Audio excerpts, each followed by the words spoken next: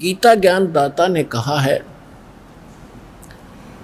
8वें अध्याय के 3 श्लोक में उसने स्पष्ट कर दिया है कि वो परम अक्षर ब्रह्म है जिसको जानने के उपरांत प्राणी केवल जरा और मरण से छूटने का ही प्रयत्न करता है और किसी वस्तु की वो चाह नहीं रखता, क्योंकि उसकी साधना करने से यहाँ की सुख सुविधाएं तो आपको अवश्य मिलती ही रहेंगी। एक साधे सब सधे, सब साधे सब जावे, माली सिंचे मूल को फले फूले गए। अब दास ये कहना चाहता है, परमात्मा ने ये बताया कबीर भगवान ने कि पौधे के जड़ को पूजने से सींचने से सारा ही काम सद जागा, सफल होगा। एक साधे सब सदे और सब साधे सब जावे। तो परमात्मा ने ये बताया था कि आप जी ब्रह्मा विष्णु महेश को इष्ट मानकर इनकी पूजा करने लगे, तुमने मूल की पूजा त्याग दी जो भगवान पूर्ण है। वो स्वयं यहाँ पे अपनी महिमा आप बताने आते हैं और तो सत्य कोई ज्ञान रख ही नहीं सकता। तो उन्होंने क्या बताया है कि आप ऐसे करो, इन ब्रह्मा विष्णु महेश को पूज रहे हो, ऊपर को जड़ कर ली, टहनी गाड़ दी गमले में यानी गड्ढे में, तो तुम्हारा भक्ति रूपी पौधा यानी धार्मिक तो तुम्हारे शुभ संस्कार भक्ति कर्म के वो नष्ट हो गए, वो कामयाब नहीं होते, तुम्हारा जीवन नष्ट हो जाता है। जैसे टहनी गमले में गाड़ने से और मूल जड़ ऊपर करने से पौधा नष्ट हो जाता है, ऐसे आपकी शास्त्र विधि ताकर मनमाना आचरण करने से आपकी भक्ति नष्ट हो जाती है। श्रीमद् भगवद गीता अध्याय नंबर 15 के श्रीमद् भगवद गीता अध्याय नंबर 16 के श्लोक 23 और 24 में स्पष्ट किया है कि जो शास्त्र विधि को त्याग कर मनमाना आचरण करते हैं, मनमानी पूजाएं करते हैं, जो शास्त्र विहित नहीं है, शास्त्रों में वर्णित नहीं है, तो उनको न तो सुख होता है, न कोई सिद्धि प्राप्त होती है और न ही उनको परम गति होती है। और इन 3 वस्तुओं के लिए ही हम भक्ति करते हैं कि यहाँ भी हमें राहत मिले, हमारे अंदर परमात्मा की ऐसी ताकत आवे, सिद्धि आवे, ताकि हम यहाँ से चलें जब सतलोक सीधे जाएं, को रोक ना सके, हमारी गति हो। और यहाँ पर भी क्योंकि भगवान की भक्ति से हमारे अंदर सिद्धि आ जाती है, जो किसी भूत प्रेत पितर देव का कोई प्रकोप हम पर असर नहीं करता है, तो वो सिद्धि इसलिए हमारे अंदर संग्रहित रहनी चाहिए। हम उसको दुरुपयोग करते रहे, दुरुपयोग करके हम मोक्ष से वंचित हो जाते थे, तो इसलिए हमने अपना टैर पंचर करना नहीं है।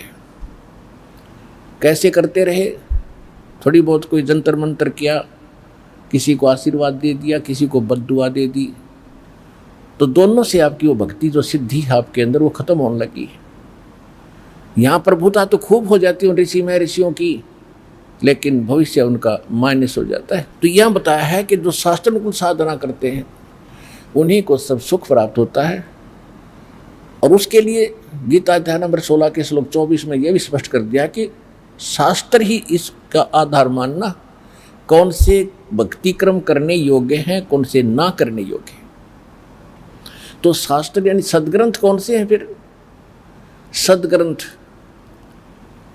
दास बहुत बार आपको बता चुका है, फिर भी बताते रहते, क्योंकि नए नए भक्त आते हैं और ये परमात्मा की महिमा पुराणों को भी सुननी पड़ती है। पुराने जो और भक्त हैं, बहुत पहले के लगे हुए हैं, उनके लिए भी ज्ञान सुनना अनिवार्य है, क्योंकि उसको ज्ञान यज्ञ का लाभ मिलता है।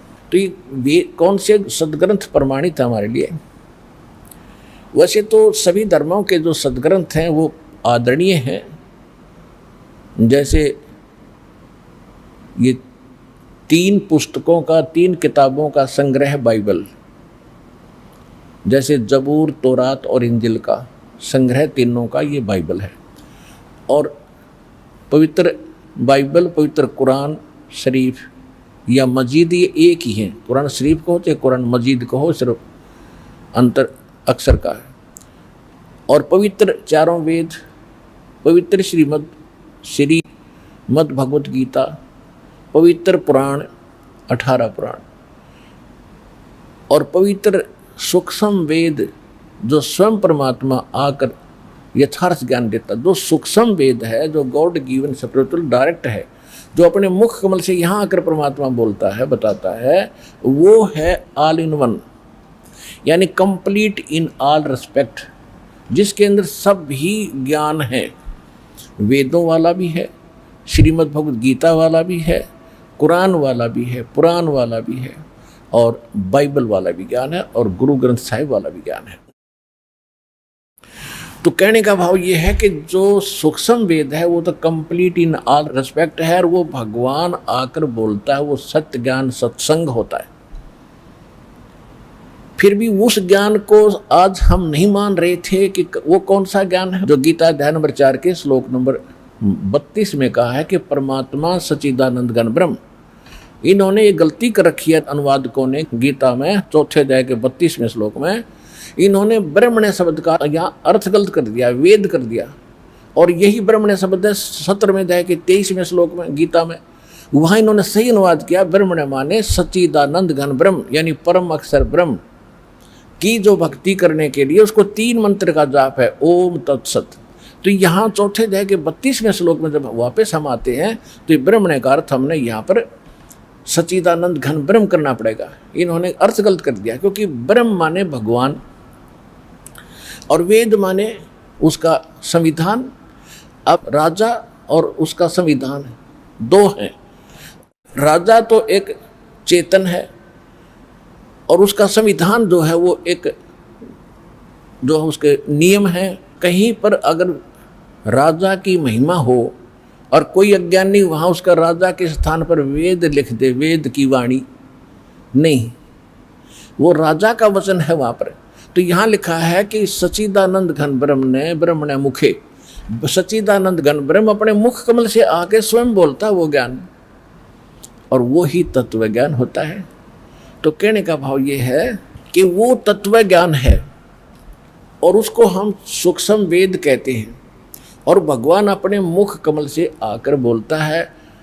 ऋग्वेद मंडल नंबर 9 सूक्त 96 96 के मंत्र 17 से लेकर 20 तक स्पष्ट कर दिया है कि वो परमात्मा जब शिशु रूप धारण करके धीरे धीरे बड़ा होता है तो अपने लीला करता हुआ वो अपने मुख कमल से कबीर वाणी से, वो कबीर परमात्मा अपने कबीर वाणी के द्वारा लोकोक्तियों के माध्यम से, दोहों के माध्यम से, चौपाइयों के माध्यम से अपने तत्व ज्ञान को उच्चारण करके ऊंचे ऊंचे स्वर में बोलता गरज गरज के। और ऋग्वेद मंडल नंबर 9 सूक्त 86 के मंत्र 26 और 27 में, ऋग्वेद मंडल नंबर 9 सूक्त 82 मंत्र 1, 2, 3 में, ऋग्वेद मंडल नंबर 9 सूक्त 94 के मंत्र 1 में, ऋग्वेद मंडल नंबर 9 सूक्त 95 के मंत्र 2 में, ऋग्वेद मंडल नंबर 9 सूक्त 20 मंत्र 1 में, और भी अनेकों स्थानों पर। इसमें इसका सारा सारांश यह है कि परमात्मा ऊपर रहते हैं।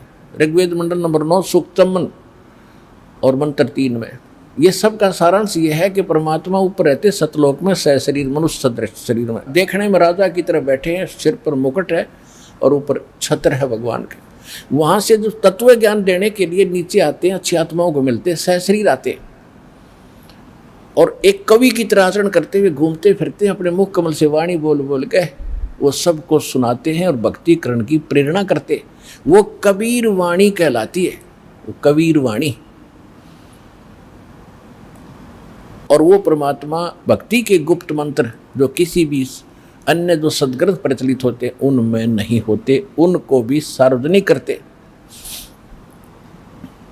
अपने आत्मा एक मुसलमान बच्चे ने, क्योंकि ये सभी बच्चे समझदार होते जा रहे हैं, उसने खुद आकर बताया, जी मैं बचपन से ही कुरान शरीफ को शिरोधार्य मानता रहा हूँ।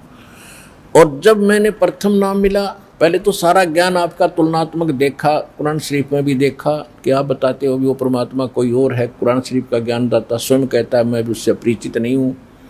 तो मैं प्रभावित होकर दीक्षा ली। जब मैंने सेकंड नाम लिया तब मेरा चांदना और रोशनी हुई हृदय में। उसने बताया कि इस कुरान शरीफ के अंदर एक सूरत सुरह नाम की सूरत है, सुरा, और 42 नंबर, उसकी प्रथम आयत में लिखा है 3 मंत्र जो गीता अध्याय नंबर 17 के श्लोक नंबर 23 में कोड वर्ड है। उसमें तो एक सार्वजनिक है ओम, इसमें तीनों गुप्त हैं, आन सीन काफ। तो मुझे जब दूसरा मंत्र मिला तो तब ईद में ध्यान गया कि ऐन सीन काफ, ऐन। तो जो ए शब्द है ये उस 3 मंत्रों में से जो प्रथम मंत्र है ओम, तो ए इसका प्रथम मंत्र है, ऐन ओम हो गया यो। और दूसरा मंत्र जो है उसका प्रथम मंत्र स है, तो यो सीन हो गया। और तीसरा वाला यो सार शब्द होगा, इसका मन अभी तक पता नहीं, पर ये कन्फर्म हो गए दोनों कि ऐन सीन का प्रथम आयत। अब उस ज्ञान को देने वाला भी ब्रह्म है, कुरान शरीफ का ज्ञानदाता भी ब्रह्म है, उस तौरात इंजिल और जबूर का ज्ञान देने वाला भी वो ब्रह्म ही है, और गीता का ज्ञान देने वाला ब्रह्म है। क्योंकि इसने जो गीता का ज्ञान पहले दे दिया तो इसने फिर और अपने अधिक ज्ञान देने की आवश्यकता नहीं समझी। अपने मोटा मोटा विधान जो भी इसने भ्रमित करना था, जैसे करना था, अपना यो डंगा चलाना था, वो चलवा दिया। तो गीता में यो बहुत पहले ज्ञान बोल चुका था और वेदों का ज्ञान पहले सार्वजनिक हो चुका था। तो कहने का भाव दास आपको ये बताना चाहता है कि ये जो सदग्रंथ अपने हैं, अब इनमें सबसे मूल है वो तत्व ज्ञान जो भगवान स्वयं आकर बताता है। आज के सत्संग का विषय यही था कि सत्संग परमात्मा ही कर सकता है। सत्य माने सच्चा, सच का जो साथ है, सत्य का जो ज्ञान है, भगवान बिना कोई दे नहीं सकता। और जो जैसे चारों वेद थे, परमात्मा ने सबसे पहले प्रथम बार इसने पूरा कंप्लीट ज्ञान दिया था इस सरब्रह्म यानी ब्रह्म के अंतःकरण में, अपने वहाँ सतलोक से फैक्स कर दिया था और इसने निर्धारित समय कर दिया।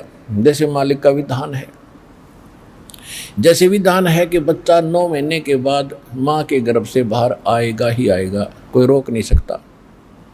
ऐसे ही परमात्मा ने इसके अंदर फैक्स कर दिया था। जब ब्रह्मा विष्णु महेश थोड़े जवान हुए, उस समय इसके श्वासों से वो बाहर निकल गया, अपने आप इस ब्रह्म के श्वासों से बाहर निकला। जैसे कंप्यूटर से बाहर आ जाते फटाफट प्रिंट हो गए, ऐसे मालिक ने बटन दबा दिया, वहीं से ये फटाफट बाहर आए सारे वेद। इसने देखा सामने, उसमें सारा ज्ञान भगवान के बारे में जानकारी थी। इसने ये जुल्म किया कि जो परमात्मा के मूल मंत्र थे, मूल ज्ञान था, वो इसने नष्ट कर दिया और भगवान के डर से ये 4 वेद यानी इतना रख लिया। अब उस जो इसने यथार्थ ज्ञान भक्ति थी वो नष्ट कर दिया, उसकी पूर्ति के लिए परमात्मा को आना पड़ता। जो वेद इसने रखे हैं शेष वो ठीक है। यदि इन पंडितों ने हमारे धर्मगुरुओं ने कोई बीच में गड़बड़ी कर दी होगी, वो अलग बात है, वो पड़ी रहेगी। क्योंकि हमारे पास कंप्लीट स्पिरिचुअल नॉलेज प्राप्त है, तो हमने उसकी भी गणनी सी जरूरत नहीं रही। क्योंकि उसको सहयोग इसलिए लेना पड़ता है इस यथार्थ ज्ञान को यथार्थ ही रूप में आपको समझाने के लिए कि ये सत्य है जो भगवान ने 600 वर्ष पहले स्वयं मालिक ने कबीर भगवान आकर बोला था ये कबीर वाणी में। तो आज आपके वेद भी बता रहे हैं, जैसे भी बचे खुचों को आप सत्य मान रहे थे उसमें भी यही वर्णन है। और परमात्मा ने कहा था वेद मेरा भेद है, 600 वर्ष पहले कहा था धर्मदास जी को कि वेद मेरा भेद है, मैं ना वेदन के माही और जौन वेद से मैं मिलूँ ये वेद जानते नहीं। कि ये चारों वेद जिनको तुम श्रोधार्य मानते हो, इन जैसा ज्ञान नहीं मानते, ये मेरी महिमा का ही गुणगान करते सारा, लेकिन मेरे पाने की विधि इन तुम्हारे इन 4 वेदों में नहीं रही। अब उन 4 वेदों का निष्कर्ष श्रीमद् भगवद गीता है। यजुर्वेद अध्याय नंबर 40 के मंत्र नंबर 15 में स्पष्ट किया है कि ओम कर्तु समर किलबे समर कर्तुम समर वायु अनिलम अथिदम भस्मांतम शरीरम भस्मांतम शरीरम। जब शरीर नष्ट हो तब तक वायु अनिलम यानी श्वास उश्वास से, वायु माने भी वायु, अनल माने भी वायु, वायु अनिलम यानी श्वास उश्वास से, अथिदम भस्मांतम शरीरम अमृतम भस्मांतम शरीरम। ओम कर्तु समर किलबे समर और कर्तुम समर। ओम नाम का जाप काम करते करते स्मरण करो, विशेष कसक के साथ स्मरण करो, मनुष्य जीवन का मूल कर्तव्य जानकर भगवान का ये मंत्र जाप करो। और इसको वायु अनिलम, अब ये स्पष्ट हो रहा है श्वास उश्वास से इसका सिमरण है, लेकिन इनको समझ में आया नहीं, और अंतिम सांस तक जब तक शरीर भस्म हो, अंत हो, तब तक इसका सेवन करना। इससे जो अमृतम प्राप्त होगा, अमृतो जो इससे मिलना है वो प्राप्त हो जाएगा। उससे कितना अमृतम है?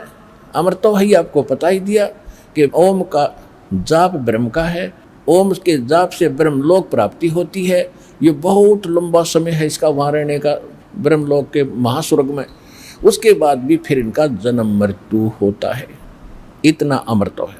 फिर यजुर्वेद अध्याय नंबर 40 के अंदर केवल 17 श्लोक हैं, 17, और 15वें में इसने अपनी महिमा बता दी, मेरा एक ओम मंत्र है। फिर 17वें में इसने बता दिया कि वो परमात्मा तो प्रोक्ष है, वो मूल भगवान तो गुप्त है, और मैं ब्रह्म हूं, और मैं खम अहम खम ब्रह्म सो अहम। वो तो परमात्मा अव्यक्त है, और अहम मैं ब्रह्म हूं, और मेरा ओम नाम है, मैं ब्रह्मलोक रूपी दिव्य आकाश में रहता हूं। तो इसने स्पष्ट कर दिया कि वो परमात्मा कोई और है। और यजुर्वेद अध्याय नंबर 40 के मंत्र नंबर 10 में स्पष्ट कर रखा है कि कोई तो भगवान को कहते जन्म लेता संभवात, कोई कहता है जन्म लेता ही नहीं, असंभवात, अजन्मा है। और जन्म लेने के उदाहरण देते हैं राम और कृष्ण रूप में, ये वही आता है। इस तरह की लोकवेद दंत कथा ही सुनाते हैं। लेकिन इसके विषय में भगवान जन्म लेता है या नहीं लेता है, वो कैसा है, उसके लिए तत्वदर्शी संतों से पूछो, धीराणाम, विज्ञानी पुरुष तत्वदर्शी संत पुरुष बताएंगे, उनसे पूछो। तो इससे सिद्ध है कि गीता और वेदों का ज्ञान एक है। श्रीमद् भगवद गीता वेदों का सारांश है। इसमें भी ओम नाम के अतिरिक्त और कोई मंत्र नहीं। ये तो ब्रह्म का। फिर इसने बताया है कि जो परम अक्षर ब्रह्म है, 17वें अध्याय के 23वें श्लोक, कि जो परम अक्षर ब्रह्म है उसके पाने का जो उसकी प्राप्ति करने वाला उस स्थान को प्राप्त कर जाएगा जहां जाने के बाद साधक फिर लौटकर कभी संसार में नहीं आते। 15वें अध्याय के 4 श्लोक में श्रीमद् भगवद गीता। तो ओम तत्सत इति निर्देश ब्रह्मण त्रिविध समर्थ है। अब क्या बताया कि सच्चिदानंद घन ब्रह्म की प्राप्ति का 3 मंत्र के जाप का और 3 ही विधि से जाप करने का निर्देश है। अब जिनको सारनाम प्राप्त हो चुका है उनको मालूम है कि 3 मंत्र को 3 ही विधि से जाप होता है। जैसे सतनाम आपको प्राप्त है, एक मंत्र बाहर छोड़ते हैं, एक अंदर लेते हैं, हो गया ना 2 विधि से। और जिसने तीसरा प्राप्त है, तो इस तरह ये 3 विधि से इसका जाप है, और यही मूल मंत्र है। इसके सहयोगी मंत्र और हैं जो छोटे मोटे अक्सर कहीं कहीं पुराणों में उनका वर्णन है। कहीं किलियम लिखा है, कहीं हरियम लिखा है, और कहीं श्रीयम लिखा है, लेकिन ये कंप्लीट कोर्स नहीं उनके पास, क्योंकि ये नीम हकीमों का दिया ज्ञान है। किसका? ब्रह्मा जी का। और ब्रह्मा जी जब जन्म होता है, ब्रह्मा जी कहता मैं कमल के फूल पर बैठा था, मुझे नहीं बेटा नारद मैं कहाँ से जन्मा हूँ। तो वो कैसे कंप्लीट नॉलेज रख सकता है ब्रह्मा जी? और ब्रह्मा जी का दिया ज्ञान 18 पुराण बने, उसी ज्ञान के आधार से ऋषियों ने फिर अपने अनुभव जोड़ जोड़ के ब्रह्मा से प्राप्त ज्ञान से, ब्रह्मा जी से, और फिर उन्होंने अपने नाम से आगे पुराण बना दिए। तो जो सूक्ष्म वेद है, सबसे पहले वो वेद हमारा एथेंटिक वेद है, वो ऑथेंटिक हमारा ज्ञान है, बुक है। उसके बाद 4 वेद हैं, और उसके बाद श्रीमद् भगवद गीता है। ये हैं 3 एथेंटिक वर्तमान में जो भक्ति के लिए हमने सेलेक्ट करने। ज्ञान तो हमने सभी पवित्र सदग्रंथों से ग्रहण करना है। और गुरु ग्रंथ साहिब जो है, जो महला पहला की वाणी है, महला पहला की वाणी, वो भी सूक्ष्म वेद का ही अंश है, लेकिन उसमें कंप्लीट नहीं है। क्योंकि जैसे एक इन सिख इतिहास में लिखा है कि प्राण संग्रही नाम का एक ग्रंथ बनाया था गुरु नानक देव जी ने, कति अलग गुप्त कंप्लीट रूप में। उसमें 160 अध्याय लिखे थे। तो जब गुरु ग्रंथ साहिब को इकट्ठा करने लगे, सब वाणियों की एक बीड बनाकर गुरु ग्रंथ साहिब का रूप देने लगे, 5 में जो महापुरुष थे अर्जुन देव जी, तो उन्होंने जब उस को देखा तो उसमें से केवल 60 अध्याय रखे। वो मतलब उसमें से थे, एक भी नहीं लिया इसमें, वो तो छोड़ दिया कति सारा ही। तो उसमें से भी फिर बाद में जो प्रिंट हुए केवल 60 अध्याय ही प्रिंट हुए हैं, जो पुराण संगली नाम से आज भी सुरक्षित है सिखों के पास। लेकिन गुरु ग्रंथ साहिब ने लिया, क्यों नहीं लिया कि उसमें एक यूँ मंत्र था सतनाम और सारनाम का। सारनाम तो संकेतिक था, सतनाम सीधा लिखा था 2 अक्षर का। वो फिर परमात्मा ने दया करी, नानक साहिब जी ने उसकी पूर्ति जब की, जब मर्दाना और बाला जी जो उनके परम भक्त उनके साथ रहते थे हरदम, एक बार समुद्र के ऊपर से जाने लगे श्रीलंका में जाने के लिए, तो नानक साहिब जी ने कहा था कि आप वाहेगुरु वाहेगुरु जपो और मेरे साथ समुद्र पर आते रहो। ऐसे चल पड़े समुद्र पर जैसे थल पर चलते हैं। तो वो नानक साहिब जी वो 2 अक्षर का मंत्र उच्चारण करके जाप करने लगे। तो मर्दाना ने सोचा भी गुरु जी तो ये 2 अक्षर का मंत्र जाप करे, मैं भी क्यों ना करूं। वो करने लगा तो वो डूबने लगा। तब नानक साहिब जी ने मुड़ के देखा और कहा, बेटा तू वही जाप कर जो मैंने कहा, मेरी नकल ना करे। तब उसने वही वाहेगुरु शुरू किया, तो तब वो उसकी जान बची। तो सिखों का या घर कर की बात कि यदि ये मंत्र किसी ने जाप कर लिया तो मर्दाना वाली हालत हो जाएगी सबकी, क्योंकि गुरुदेव की आज्ञा की अवहेलना होगी। अवज्ञा होने से वो हानि होगी थी, वो मर गया होता। इसलिए कोई सिख बच्चा इस मंत्र का जाप ना करके और गुरु नानक साहिब जी के वचनों की अवहेलना करके दंडित ना हो जा, दोषी ना बन जा, इसलिए इन्होंने इस मंत्र को लिया नहीं। हाँ, कहीं कहीं सोहम मंत्र लिखा है नानक साहिब जी की वाणी में बहुत जगह गुरु ग्रंथ साहिब में, लेकिन उसके साथ वो इकट्ठा नहीं। लेकिन जो शुरुआत में ये कहते हैं ना एक ओंकार, तो नानक साहिब जी ने वो एक गुप्त कोड वर्ड में लिख रखा है वो मंत्र। एक नहीं, वो कोड वर्ड है, वो सोहम की तरफ संकेत है। ओंकार ओम है ही। तो इस प्रकार इन महापुरुषों, ये तो वो थे PhD किए वे भक्ति किए, तो ये आम विद्यार्थी, आम पढ़ने वाले विद्यार्थी कैसे पढ़ेंगे कोड वर्ड को, इन सदग्रंथों के गुड़ रहस्य को कैसे समझ सकते। फिर गुरु की क्या आवश्यकता थी। तो ये दास भेजा तत्वदर्शी संत सभी महापुरुषों के गुड़ रहस्य को समझने और समझाने के लिए। तो प्रसंग जो चल रहा है कि हमारे एक तो सदग्रंथ सबसे पहले सूक्ष्म वेद, फिर गुरु ग्रंथ साहिब और नानक साहिब जी की जो लीला में लिखा है कि वो मंत्र जाप करते हैं। फाइनल हो गया कि नानक साहिब जी का मोक्ष पूरे सिख समुदाय मानता है और सभी ये आराधा स्वामी पंथ निकला ही गुरु ग्रंथ साहिब को पढ़ कर इन्होंने अलग से अपनी खिचड़ी पकाई है और ये नाम गलत जाप करते हैं और नानक साहिब जी को मुक्त मानते हैं कि तो महापुरुष थे, ये पूर्ण मोक्ष हुआ है। तो इनका मोक्ष हुआ किस मंत्र से है, तो उसी मंत्र से अपना मोक्ष होगा, बात बनाने से नहीं हो सकता। उसके साथ साथ ये 2 अक्षर का मंत्र है, इसी का जाप किस किस ने किया। नामा छिपा ओम तारी पीछे सोहम भेद विचारी, सार शब्द पाया जद लोई, आवागमन बहोर ना होई। अब जो प्रसंग थोड़ा सा रह गया बीच में, 8वें अध्याय के 5 और 7 मंत्र में गीता ज्ञानदाता ब्रह्म कहता है कि मेरी भक्ति कर मुझे प्राप्त होगा और युद्ध भी करना पड़ेगा, काम भी कर और मंत्र भी जाप कर। सूक्ष्म वेद भी इसका संकेत करता है कि यहाँ जब तक आप हो, नाम उठत नाम बैठत नाम सोत जागवे, नाम खाते नाम पीते नाम से तिक लागवे। गीता अध्याय नंबर 8 के और श्लोक नंबर 5 और 7 में इसने अपनी बता दी मेरी भक्ति कर। 8, 9, 10 श्लोक में 8वें अध्याय के इसने कहा कि परम अक्षर ब्रह्म की जो भक्ति करता है उसको प्राप्त होता है और उसके लिए उसने ऑप्शन छोड़ दिया तत्वदर्शी संत बताएंगे। तत्वदर्शी संत ही आपके पास है, अपना कल्याण कराओ और मुक्ति